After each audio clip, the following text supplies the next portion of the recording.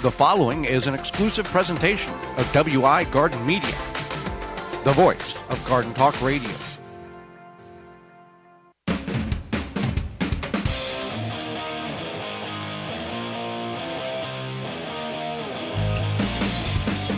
Coming up on the program, we're going to talk about seed starting and understanding the world of seeds as well as strawberries in the ground and containers. Our guest is new author Pam Farley, and we'll answer your garden questions. The hour is full, so join us. You are listening to the most informationally packed hour of garden-focused radio in the country and on the internet with your host, husband and wife team Joey and Holly Baird. This is the Gardening with Joey and Holly radio show. And welcome to Season 7 of the Gardening with Joey and Holly radio show. Happy you are with us. If this is the first time you're tuning into the program, welcome. If you've been with us for many seasons and many episodes, welcome back. We're happy to be with you, broadcasting on 20 stations in parts of 26 states in the United States of America. I am your host, Joy Baird. Beside me is my wife, co-host, best friend, and gardening partner, Holly Baird. This program is for you, about you, to help your garden grow better, to maintain your landscape, grow healthier trees, make your grass look greener, as well as preserving what you grow. If you want to be part of the program, well, you can find all past shows at our parent website, the WisconsinVegetableGardener.com, underneath the Radio 7 tab at the top of the page. You can find in-studio video replay. You can find all that stuff, podcasts, all right there. If you want to be part of the program, you can certainly do that. You can email us at gardentalkradio@gmail.com. That's gardentalkradio@gmail.com. And you can drop us a line. Let us know where you're listening to us in the world. If you want to call us, you can do that on the toll-free hotline at 1-800-927-SHOW, 1-800-927-7469. Well, Holly, let's get in the program here and talk about understanding seeds and seed starting. We are in the prime seed starting time right now, and we got a lot of new people and a lot of new beginners, and they're probably making the mistakes that we've made in the past. Right. And I think one of the biggest things to keep in mind is that you do not need to start all of your seeds, especially certain varieties of seeds. So, for example, root crops. Right. You're not going to start those. You just put those directly into the ground. Now, you don't have to start any seeds either. Correct. Yeah. But the root crops, if you are thinking of, I got to start these root crops, you don't. So that's one. Well, we're talking like radishes, you don't need to start inside. Beets, you could. Yeah, I guess you could. But it's carrots, you don't. Onions, you can. Onions and leeks are, that's like not quite a root crop. I'm talking about like root crop. Right. Yeah. Rutabagas, turnips, those things. Mm-hmm. So you don't have to start everything at once. You don't have to start anything at all. And before you decide to buy some trays from rootmaker.com and buy some seeds from junkseeds.com and go full bore and invest a lot of money and get a Happy Leaf LED grow light, do some research. Don't just watch one YouTube video or read one article. Do a multitude of, 5 or 6 or 7, because I tell you a story. When we do our show from in a home studio, when we were constructing this, I watched a lot of videos on the right equipment, and 4 videos would say this is good, and 2 videos would say that is not good. So there's a lot of research and good sources out there, but there's also a lot of sources out there that wants that click and wants you to watch that video ad so they get that revenue, whether it's on a YouTube video or on a website. So that is what we're here for, to help you limit the mistakes that you may be or potentially will make, and you can get a hold of us at gardentalkradio@gmail.com. When to start your seeds all depends on where you live. So the biggest thing is that doing research and putting in find out your grow zone. You can find out your USDA growing zone by simply going to your favorite search engine and typing in USDA growing zone and putting your zip code, and it will tell you what your USDA growing zone is. And then from there, you can find your last average frost date, your first average frost date. Right now, we're going to focus on our last average frost date. And for some of you, it might be coming up sooner than you think. Right. And it doesn't mean that if the 14th of the month is your last average frost date, the 15th, you can run in the garden and throw your tomatoes or peppers or whatever in the ground. Right. That's not how it works. That is a guideline. There is, for us, when we plant our tomatoes, it is about 33 days past the last average frost date in our area, because you got to wait for the soil to warm up and you got to wait for the ambient temperature to warm up. You got to know that before you just throw things in the ground. That's why in the early portions of the season you can grow the quote unquote cool weather crops, the radishes, peas, spinach, lettuce, those type of items that can handle the chill. Kale, Brussels sprouts, you can put them in early. Brassicas handle the chill, and then as the seasons change. Then you can grow the more warmer crops, the hot season crops. Right, and that's how the that works. So what you want to do is keep in mind that you need to plant them in something. Yes. We use Rootmaker grow trays from rootmaker.com, coupon code radio23 to save 15% off your order. If we ramble over too many of these coupon codes, you can go to our parent website, which is the WisconsinVegetableGardener.com, and click on the Money tab at the top of the page. All of them are listed there for you. Right, but I'm talking about the medium. So whether it be potting soil, peat, the peat compost, pellets, compost, you got to grow them in something. And there's good somethings to grow in, and there's bad somethings to grow in. And if you can take some of the bad stuff, like peat pellets, wonderful technology, great way to start your seed off, contains no nutrient value, and the netting doesn't decompose as it says it does. I mean, it might in like 30 years. We're still digging things up from 10, 15 years ago. So you can start your seeds off, get them kind of growing, and then remove that netting and place them in another container with compost or potting soil that has some nutrient value. That's what you need, nutrient value. Watering is not nutrient value. You can use a slow-release fertilizer, a liquid fertilizer at a quarter of the strength. That's a nutrient value, but you want to be careful what you're using so the plants don't become addicted to it or require it, because you want your soil to feed the plants. You don't want what you're putting in the soil to feed the plants. Right, and that's exactly. You want to make sure that you're using the correct nutrients to feed the soil. And we start ours in a mixture of homemade compost and old potting soil that's too dry, and we incorporate the two, and then it basically brings the bad potting soil back to life, because we're mixing it with really enriched compost.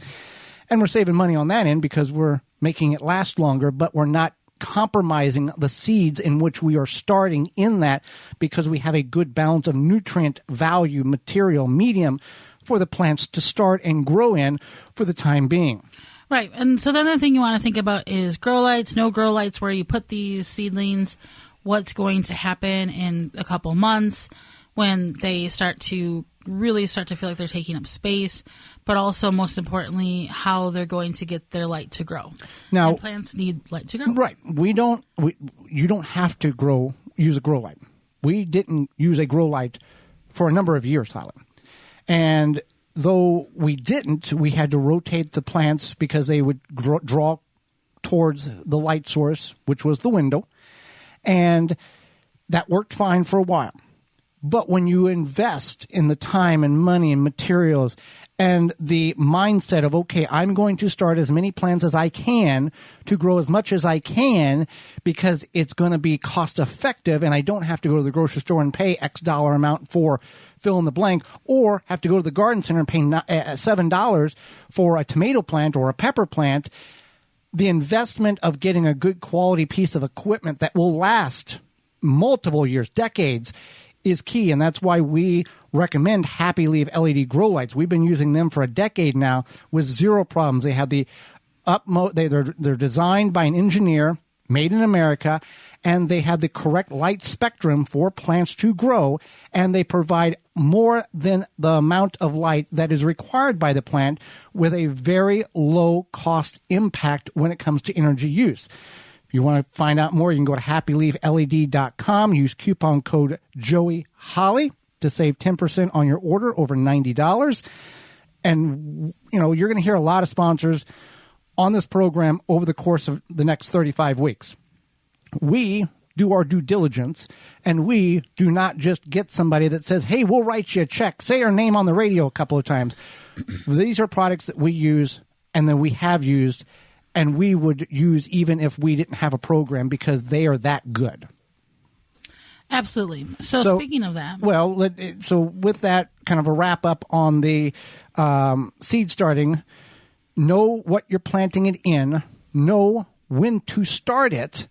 Some you don't have to start. And if you're going to start them indoors, give them the proper amount of light so you can have a good, healthy plant start before you put them out in the garden so you can get them established better, quicker, and have less problems getting them to grow, and they will produce for you. Right. So we are brought to you today by our sponsors, Walton's Inc. Listen, we know you care about where your food comes from. Canning and preserving your fruits and vegetables is great. But what about the meat? At waltonsinc.com, you can get all the equipment, seasoning, and supplies to make sausage, jerky, and any other meat products your way to your high standards. Do you want to make snack sticks that people will actually like? Walton's created meatgistics.com, an informational site to help you make the best finished product.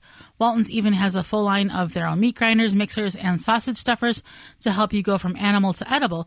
Walton's everything but the meat at waltonsinc.com. You can use code GROW50 to save 10% off of orders of $50 or more. Hang out with us. When we come back, do you grow strawberries? How do you grow your strawberries? In a container, in the ground, or neither? We'll go over all of that when we come back. You're tuned in to the Garden with Joey and Holly radio show. Got a question for Joey and Holly? Send it via email anytime to gardentalkradio@gmail.com. Grip 6 produces American-made products with sleek designs and quality materials. Based and manufactured in Utah, they have high-quality and durable products to last a lifetime. They are built beyond tough. Their wool socks come from Rocky Mountain source materials, are soft and comfortable, keep your feet warm and dry, and come with a lifetime guarantee. Even for the most sensitive toes, these socks are made for everyone. High-quality wool socks make a huge difference for happy feet. They fit in with all the many things you do, from around the house to the outdoors and beyond.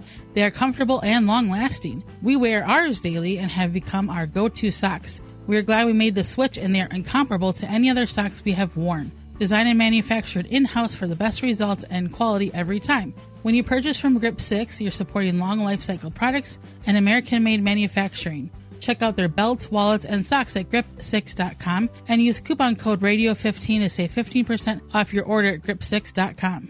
Dig planting holes from a comfortable standing position. Step, twist, pull, and plant. Visit ProPlugger.com. Pomona's Universal Pectin is a high-quality pectin that gels reliably with low amounts of any sweetener. If you're trying to reduce the amount of sugar in your diet, you'll love Pomona's Universal Pectin. Now you can make healthy homemade jams and jellies sweetened to your taste. You can use sugar or honey to sweeten. Pomona's Universal Pectin keeps indefinitely when stored in an airtight container. Easy to use, versatile, and comes with directions and recipes in every box.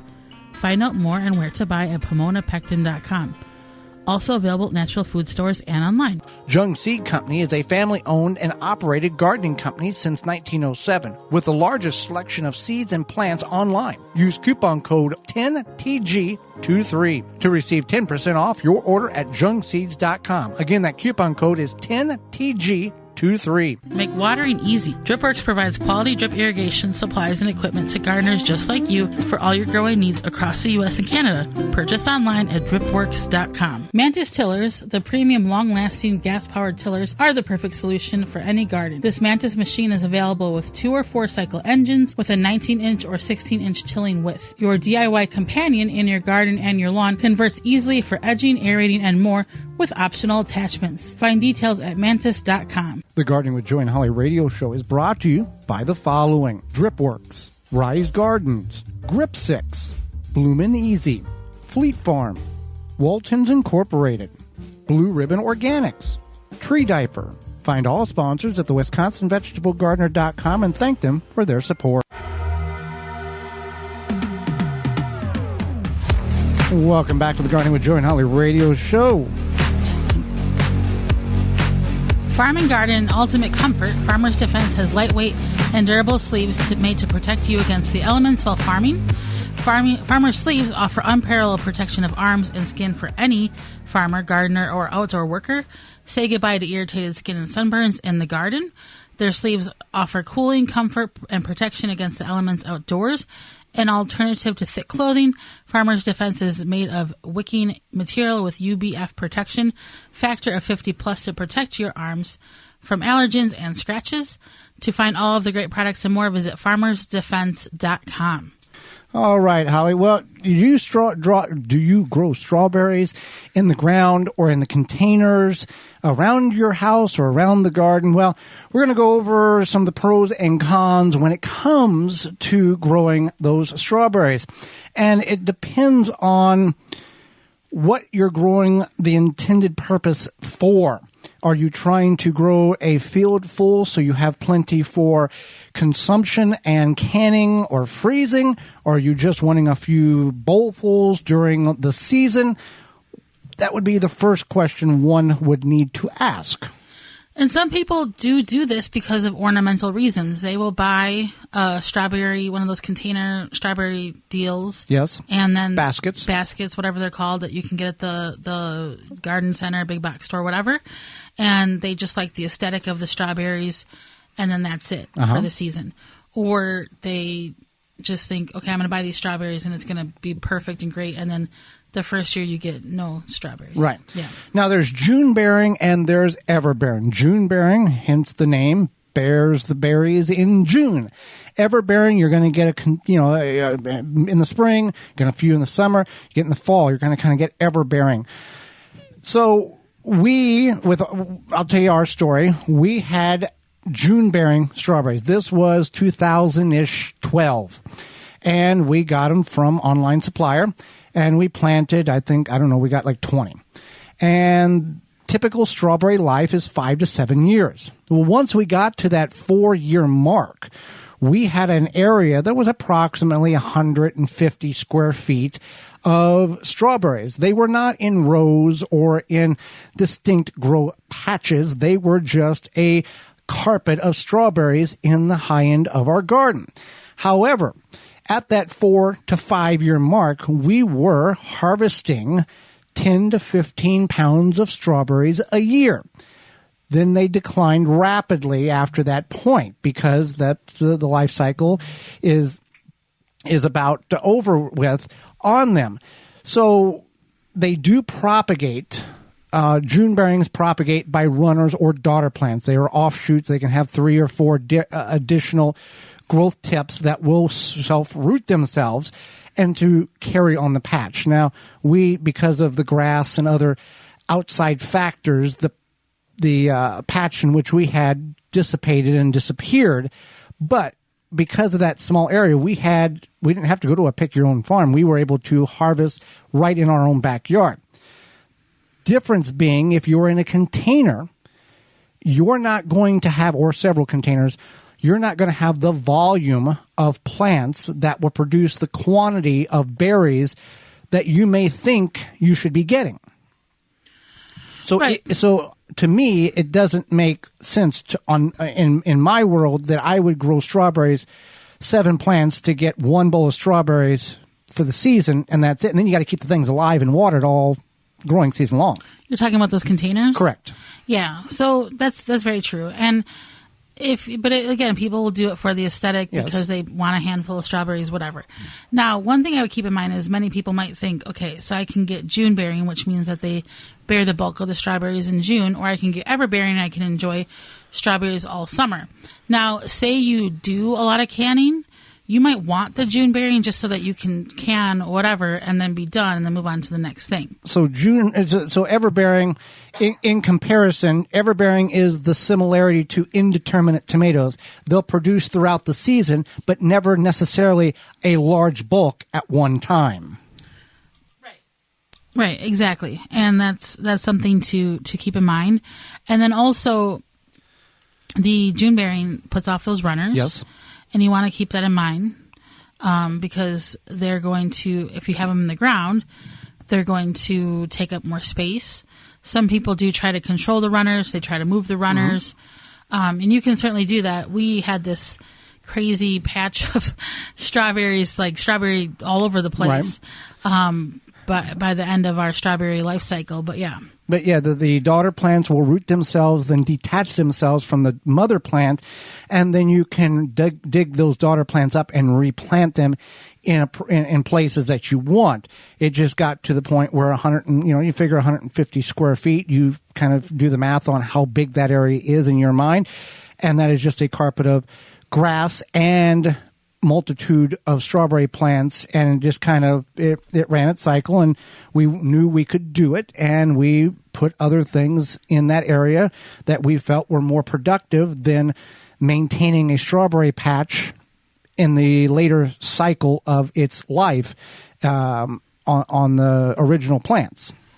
Right, and another thing is that when you're growing strawberries, you do have to worry about pest control. Birds. Because a lot of times, birds will find those strawberries faster than you can and eat them, and it's extremely frustrating, especially if you took time to set aside that area. And I'm going to get it tomorrow. It's not here. And it's like your third year, and you're like, I'm finally going to get a prolific amount of strawberries, and these birds are like, oh, good morning, let me eat your strawberries.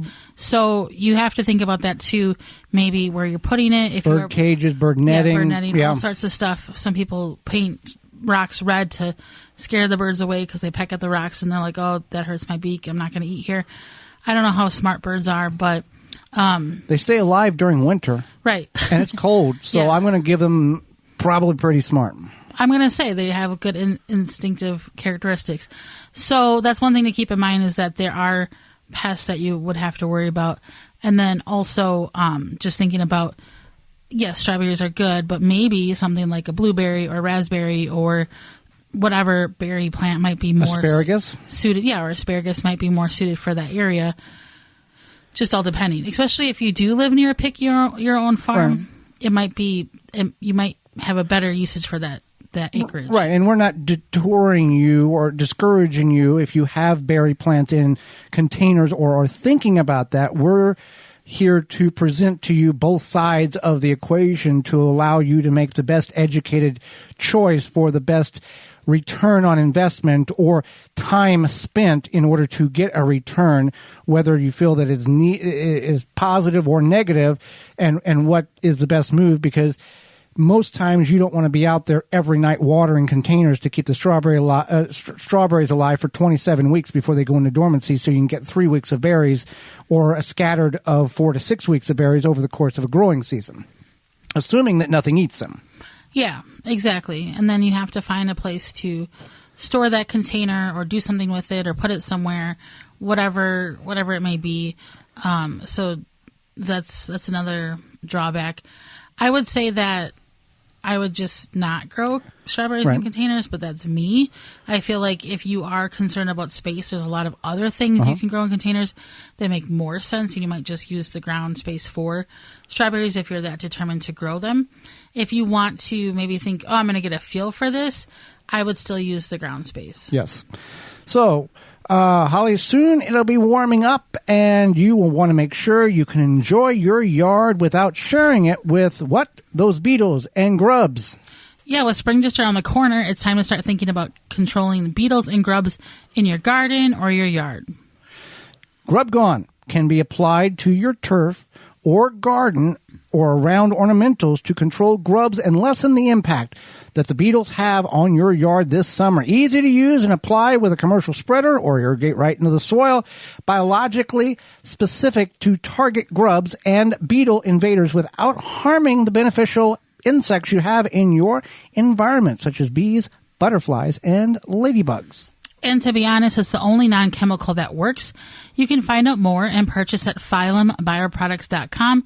That's PHYLLOM bioproducts.com, phyllumbioproducts.com. And I will want to throw in on the strawberry thing. If you are going to grow strawberries, get the sets or get the starts. Don't try to start them from seed.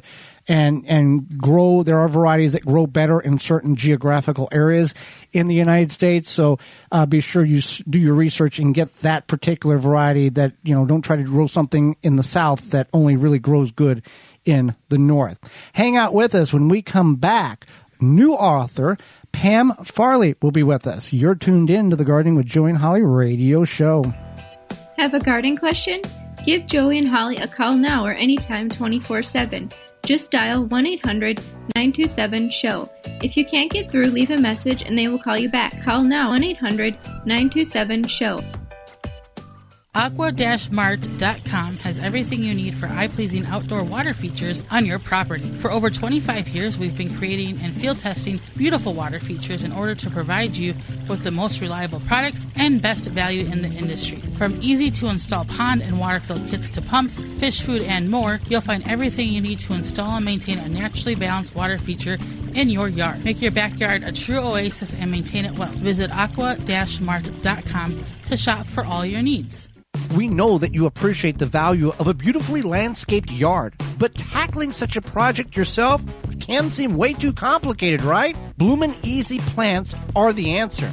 Their plants are low maintenance and offer exceptional beauty and color for your yard. Plus, they offer free seasonal care reminders with simple how-to videos tailored to the plants that you choose. With Bloomin' Easy on your side, creating the yard that you've always wanted becomes as easy as plant, water, and relax. Check them out at your local garden center or by visiting bloomineasyplants.com. Worried about watering too much or too little? Tree Diaper technology is the best way to stabilize your soil moisture in your garden, trees, or houseplants. Use coupon code GARDEN15 to save 15% off at treediaper.com. Chapin has the tools you need to water, feed, and protect your garden. We make equipment for lawn and garden care, and we are always innovating to help make your next growing season a success. Our newest products are the 5010 Rose Duster, watering tools including hose nozzles, sprinklers, and timers, the Mixes on Exit Backpack Sprayer that mixes concentrate as you spray. You can find all products at www.chapinmfg.com, major online retailers, home improvement stores, and hardware stores near you. Need a new mattress? Choose Furlow over the other leading brands and save big, really big. Because, hey, nobody ever slept better for paying thousands more for basically the same mattress. Plus, with Furlow mattress, you also get our exclusive lifetime comfort guarantee. Good for as long as you own your mattress. Comfort to comfort, dollars to dollars. Compare Furlow to the others, and it's obvious. You get more bed for your buck. Wake up. Sleep better. Furlow. Happy Leaf LED grow lights are USA made in small batches for outstanding performance and long-run cost-effectiveness. 5-year warranty and VIP customer service. Grow happy at happyleafled.com. Use coupon code JoeyHolly to get 10% off any order over $90 at happyleafled.com. Head into Fleet Farm where you'll find everything you need. From tires to tree stands, drills to dog food, toys to tools, they've got it all. You can save even more at Fleet Farm when you join the Fleet Rewards loyalty program. You get exclusive offers and it's free to sign up. Get everything you need at a low fleet price. Shop in store or online today at Fleet Farm. Tree Hugger sprinklers are the ultimate watering device for either your newly planted or established trees and shrubs. Our sprinklers open and close around the trunk of your tree and provide 360 degrees of watering. With our adjustable valve, you can direct the water to your tree's targeted saturation zone. They come in 3 sizes, 7, 11, and 15 inches. You can purchase a Tree Hugger sprinkler at your local garden center, feed store, or hardware store. Go to treehuggersprinklers.com to find a retailer close to you. Or you can buy it directly from Amazon or treehuggersprinklers.com. If you're an independent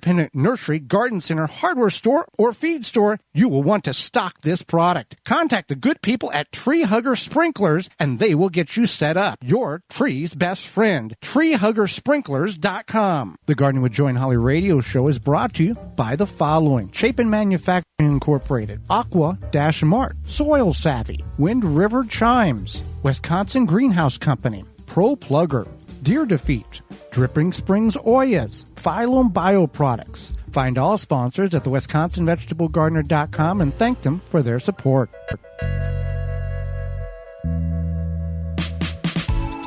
Welcome back to the Gardening with Joy and Holly radio show. Happy you're with us today. Moments away, author Pam Farley. But first,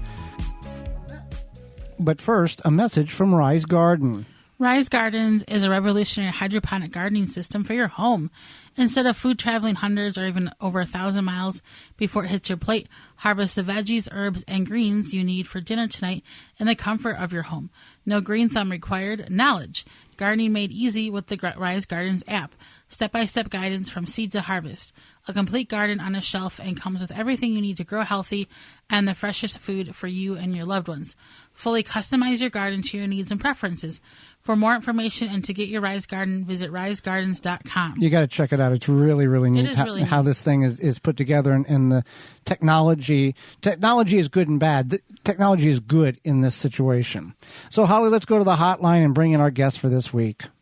Pam Farley is also known as Brown Thumb Mama. She is a blogger, author, and small business owner. Her new book, The First Time Gardener, Container Food Gardening, comes out March 7th. Welcome to the program, Pam. Thanks for having me. Well, we thank you for taking time out of your day, not only educate Holly and myself, but all of our listeners. And I'll start with this. Obviously, in the garden, for many gardeners, we want to do things as natural as possible. What are some natural ways to eliminate those aphids, snails, and slugs that want to do damage to the plants we're trying to grow? These are some of the most common garden pests that I think everybody battles. And at least for when my grandpa was teaching me about gardening, he wanted to spray everything with chemicals because that was how things were done back in the day. Thankfully now there are a lot safer ways to keep the critters off your plants. And believe it or not, for aphids, your first line of defense is going to be to just wash them off with the hose. They're not very strong. And you can just get a spray nozzle on your hose and blast them off of your roses or your vegetable plants. My kids get a kick out of buying ladybugs at our local garden center. The ladybugs and ladybug larvae will eat the heck out of your aphids. You can also use insecticidal soap, which is different from doing dish soap or laundry soap. You see a lot of interesting suggestions on the internet, and they're not always safe. But insecticidal soap suffocates the aphids, and it is safe and non-toxic for the plants and for us when we're eating them. So those are, that's a great way to help fight aphids. And there are several great ways to fight snails and slugs too. One of the easiest things that you can do is to keep mulch and leaves away from the stems of plants. Snails and slugs like to hide under mulch and bark, which mulch is great for your garden because it conserves water, but you have to kind of balance that with if it becomes a snail and slug hideaway. Another thing that I have seen is, I haven't used this myself, but some folks say if you lay a little piece of maybe a broken fence board or something on the soil in the garden, for some reason the snails and slugs will like the shade underneath it, and you can go out there first thing in the morning, pick up the board and get rid of all the yucky guys that way. Scrape them off into the trash can or something. Another one that I just recently learned about at a business conference is wool pellets. And these are little, they look like mothballs, but they're made from waste wool that normally would be thrown away. And they kind of smell a little bit sheepy, but you spread a layer of these wool pellets around your plants. The pellets expand a little bit when they get wet, and they kind of turn into a carpet that the slugs and snails don't like the feel of. So they are keeping down weeds, conserving water, and keeping the snails and slugs away at the same time. They're kind of like the best mulch ever, as long as you don't mind a little bit of an interesting smell. That's definitely very interesting. Never had heard of the wool pellets. It was new for me too. I thought it was pretty neat. That is neat. So you are an advocate for natural living. What is natural living, and what are some ways people could live more naturally themselves, no matter where they live, or maybe they don't even realize they're already living naturally? I think the important part to me about what living naturally means is to tread carefully on the earth, pass up if you're getting takeout and you're going to bring it home, don't take the plastic forks and use the silverware that you already have. It could be, for some people, it's growing a couple of herbs on their windowsill. There's all different ways to live more naturally. You don't have to be super extreme and, stop buying makeup and get rid of all your fancy, iPhones and things like that. It's just about taking good care of the earth. And a lot of times by extension, we end up taking better care of ourselves too, because we're eating healthier and being more mindful and things like that. Okay, so we are talking with Pam Farley, also known as Brown Thumb Mama, author, blogger, small business owner. So your book, The First Time Gardener, Container Food Gardening, comes out this Tuesday, March 7th. What is something intriguing or helpful tip that would get our listeners, they're interested, piqued, to pick up a copy? I know that your readers are already interested in gardening, and they are probably quite skilled gardeners themselves. My book is, as the title says, The First Time Gardener. And so this book is great for those folks. I tried to include the questions that the other gardening books think that but you might be too embarrassed to ask. Things like, if I plant seeds, do they have a right side up? These are things that people have asked me. Right. What does full sun mean? What if it's sunny there all day, but then when the sun goes behind the neighbor's tree, it's shady for a half an hour? Does that still work? Or what if I plant my plant in a container that's too small? Is it going to die? There's nothing wrong with these questions. It's okay to ask, questions that more experienced gardeners might think, oh, well, that's silly. Everybody knows that, full sun means 6 to 8 hours of sun a day, and it doesn't matter if there's a little bit of shade. Blah, blah, blah. But this book is for the beginningest beginner, and it's very kind and welcoming and friendly, and there's no such thing as a question that's too basic. Well, and you bring that up, and we were talking to one of our close friends who works at a garden center, and he's one of the higher people up there, and he was saying that he was talking to somebody in regards to kind of that level of information, and he said, "Oh, I don't want to insult your intelligence," and she said, "You're not, because I don't know," and he sat back and thought, we say these things, and we don't say them because we think everybody knows them, but we say them and we're so in depth into we're so far in the forest, we don't see the trees, that we don't step back and go, there's people that don't know these questions or the answers to these questions.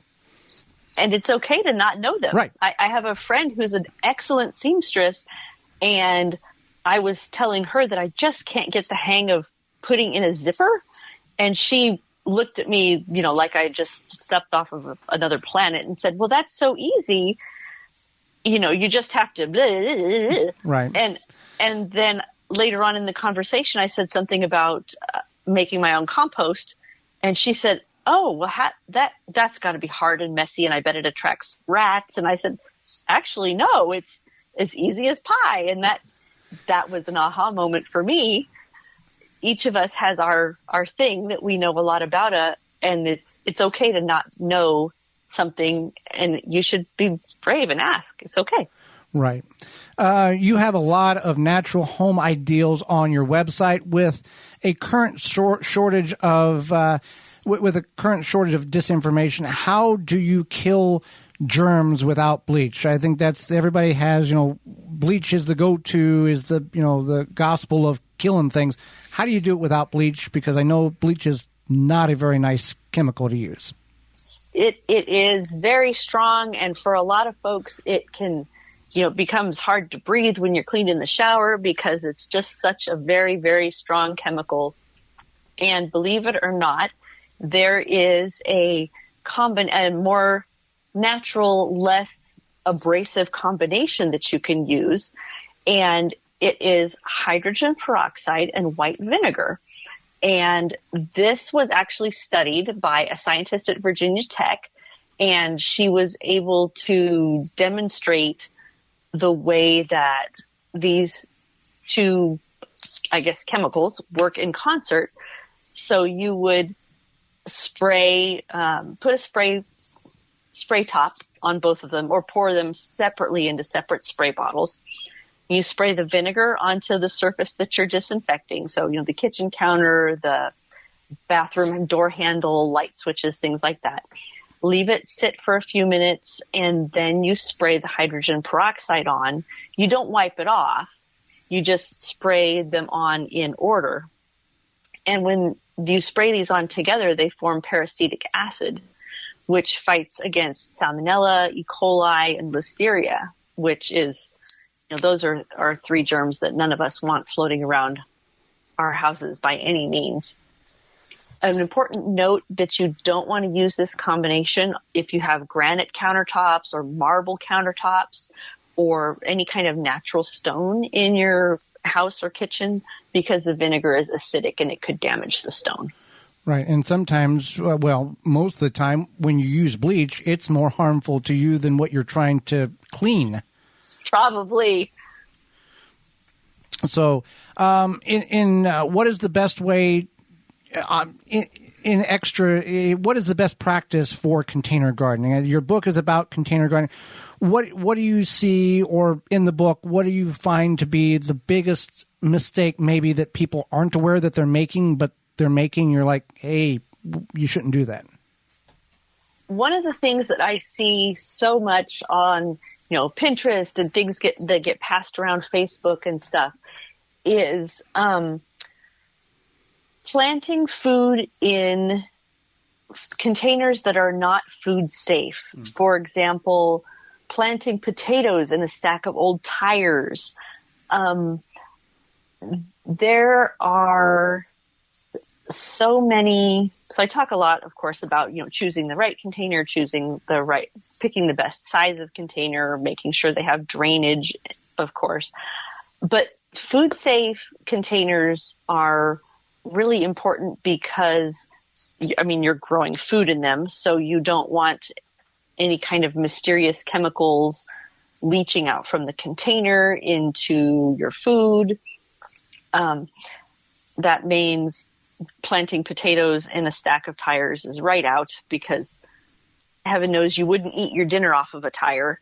So please don't grow food in something you wouldn't eat off of.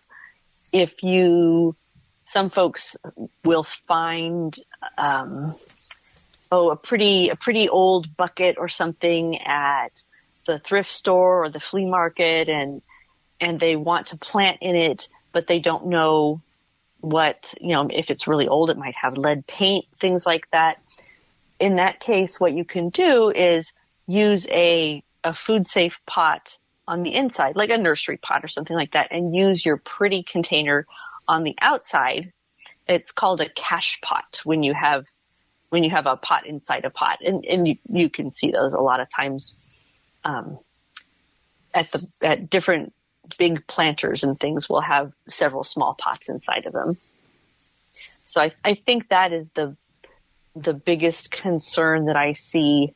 And, you can't correct everybody on the internet, but gosh, don't eat out of something. Don't grow food in something you wouldn't eat off of. It's just not safe. Right. So for those of us who do go thrifting and to the flea market, do you know if there's a way, maybe not necessarily for like a container, but say I found these ladles at the flea market, these vintage ladles, and I'm like, is this lead paint? Should we use this? I don't know. Do you know if there's a way to tell if it would have That lead is paint? a great question. I believe that there are home lead test kits.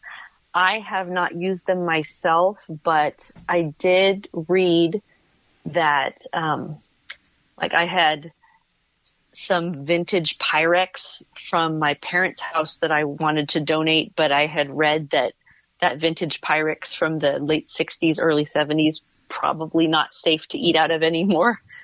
So I chose to not donate those because I didn't want to pass them on to someone. So I would imagine that there are probably online somewhere. Or there are test kits. If they weren't safe to eat now, they probably weren't safe to eat in the 70s. You just didn't know about it. Yeah, which explains a lot about us 70s kids, right? Whee! Well, Pam, we greatly appreciate the time you've offered Holly and myself and all of our listeners. How can we find out more about you, your website? Where can we get the book when it drops here on March 7th? What can you tell us?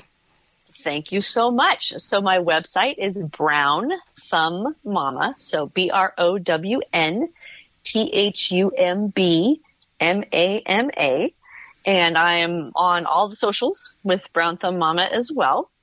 And my book it's already available online and all the usual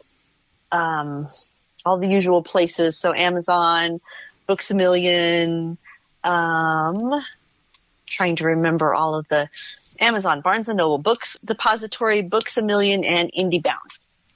And if you buy it through my website, brownthumbmama.com/shop, as a special thank you for your listeners, they can enter in their email address and their order number down at the bottom of the page, and they'll get a free bonus chapter that's not in the book, all about making your own compost. Wonderful. Well, Pam, thank you very much for the time you've offered us. We've enjoyed the conversation. Likewise. Thanks for having me. Absolutely. And when we come back, it's Your Garden Questions, Our Garden Answers. You're tuned in to the Gardening with Joey and Holly radio show. Have a garden question? Give Joey and Holly a call now or anytime 24/7. Just dial 1-800-927-SHOW. If you can't get through, leave a message and they will call you back. Call now, 1-800-927-SHOW.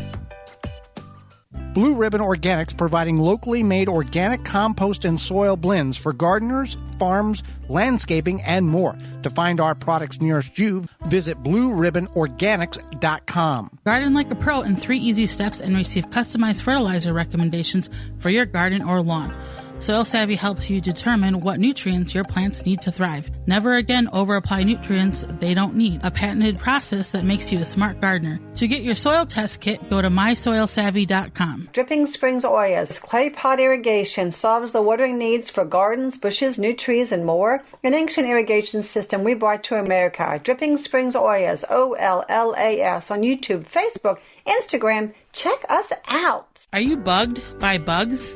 You need naturally green products, No More Bugs, environmentally friendly, made in the USA. No More Bugs is a cedar blend that repels and eliminates mosquitoes, ticks, fleas, roaches, ants, and more. No More Bugs is safe for you, your pets, and plants. Visit nomorebugs.net for free shipping on orders over $50. Use code FREESHIP4ME. Wind River Chimes creates a symphony in any space. Chimes that are inspired by nature and designed to make the natural world even more inspiring. Music speaks to everyone. Individually handcrafted in Virginia for over 35 years and hand-tuned for an exceptional precision and lasting beauty. Because in life, the winds of change are always moving. But no matter where they carry you, Wind River Chimes will always be the inspiring harmony. With a large selection and customization options, you will find the sound that soothes you. Visit windriverchimes.com to shop and find out more. Rootmaker starts your plants off right and keeps them going through harvest. From their seed starting trays with an innovative design that air prunes the roots to their large variety of grow bags, 1 to 60 gallons. Their products will provide you the harvest you've never seen before. Visit rootmaker.com and use coupon code RADIO23 to save 15% off your order at rootmaker.com. The Gardening with Joey and Holly radio show is brought to you by the following: Happy Leaf LED, Rootmaker, Jung Seeds, Tree Hugger Sprinklers, Verlo Mattresses, Farmer's Defense, Pomona Universal Pectin, Natural Green Products, Mantis Tillers. Find all sponsors at the WisconsinVegetableGardener.com and thank them for their support.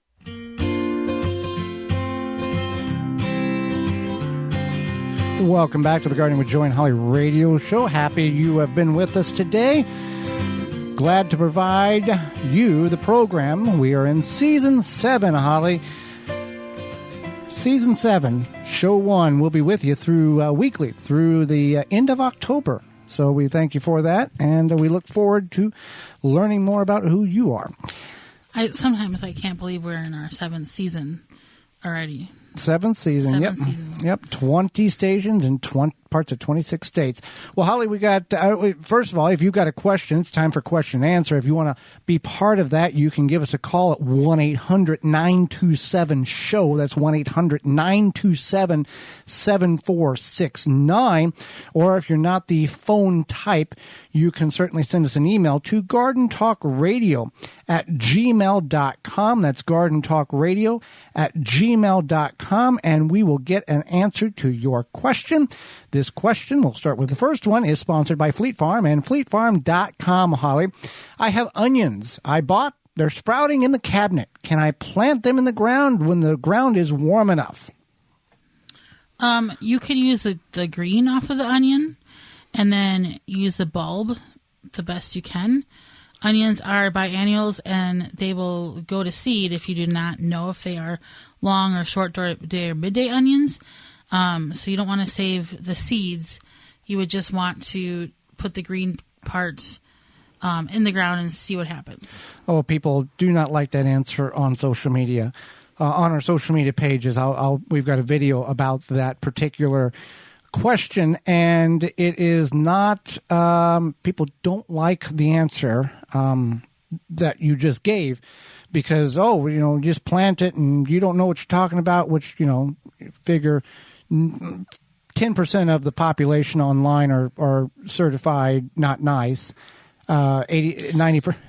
Certified not nice. Yeah. No, I agree. And there's people that just will be critical because they're just miserable people. That's who they are. Yeah.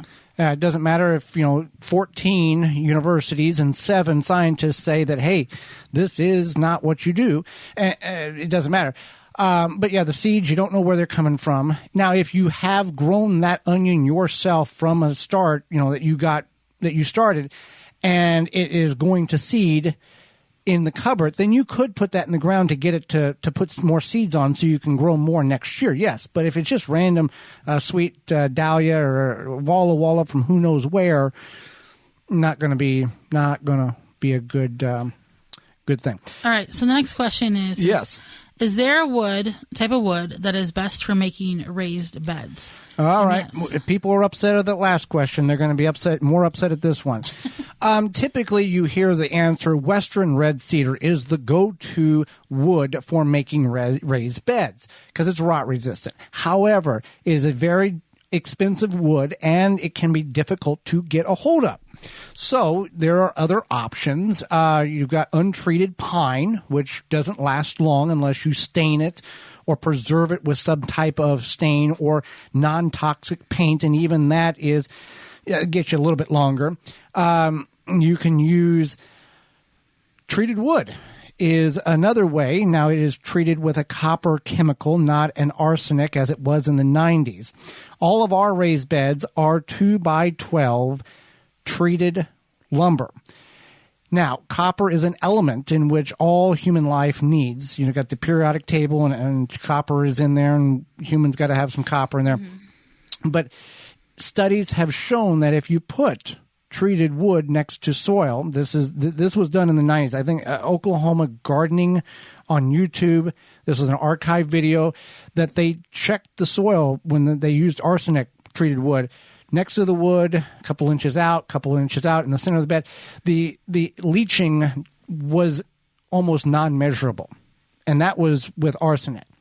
So the leaching of the potential chemical from the wood, whatever you're concerned of it being, I don't think it's going to be a concern. Now, you can layer the bed with a plastic, but then you got the whole thing of, well, it's plastic, and now all this other stuff. So the basic answer is untreated wood, probably the safest. A pine wood, probably the safest, but you're only going to get 2-3 years out of it. There are non-toxic preservatives that you can apply to the wood in order to make that wood last longer.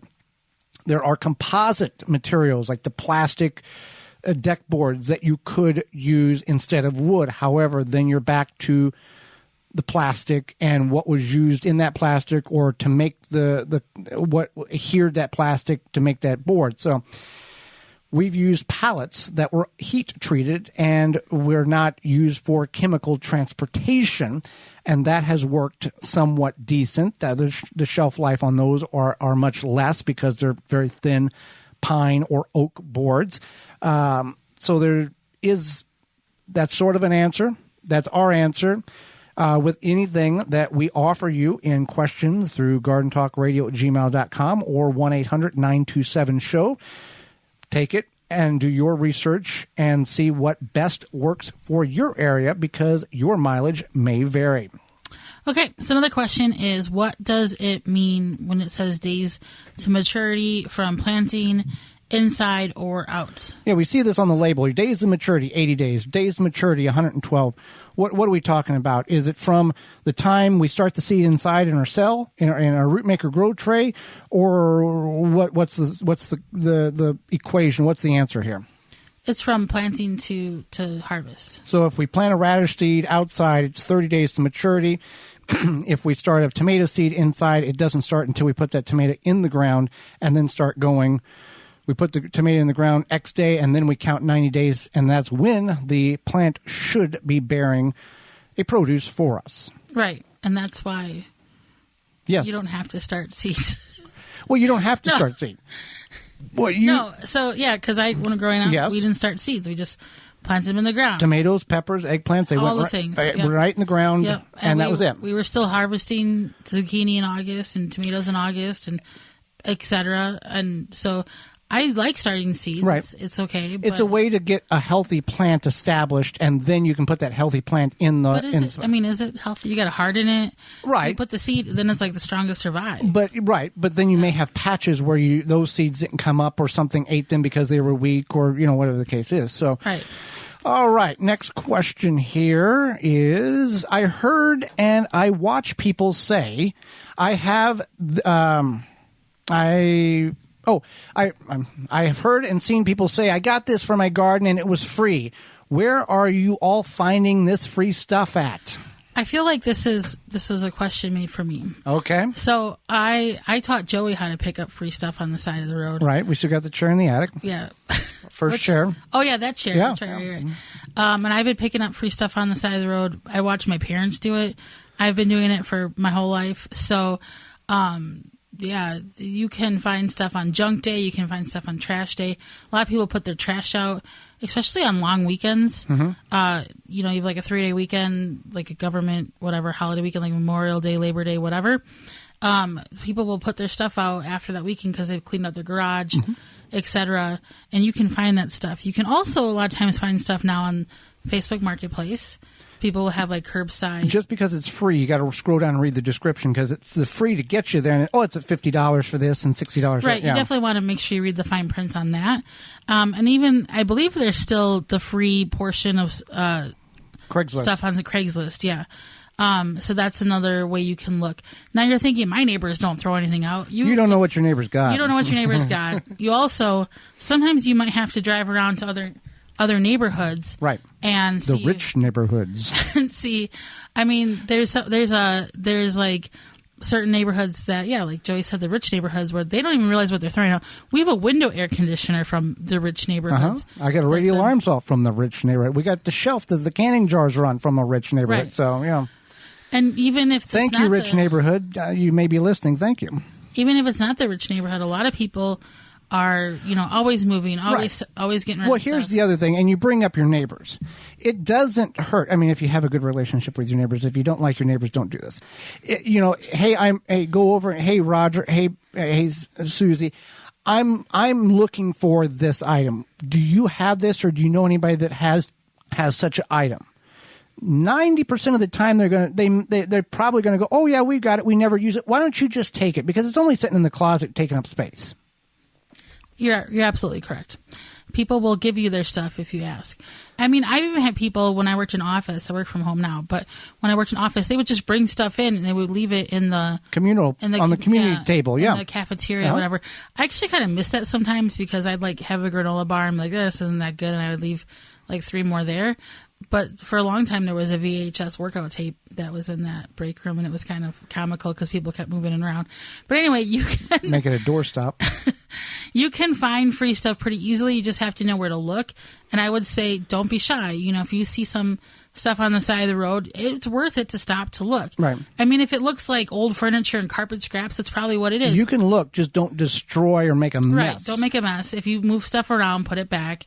Don't make it so that you're impeding people's ability to drive on the road. But definitely, you can easily figure out what trash day is, and you go out like the evening before. A lot of times, people might have set that stuff out. Right. And even in some municipalities, they have like large trash days. Mm-hmm. Those are the money beats. Yep. Real quick before we get out of here, starting seeds indoors. What is the best light on and off ratio, Holly?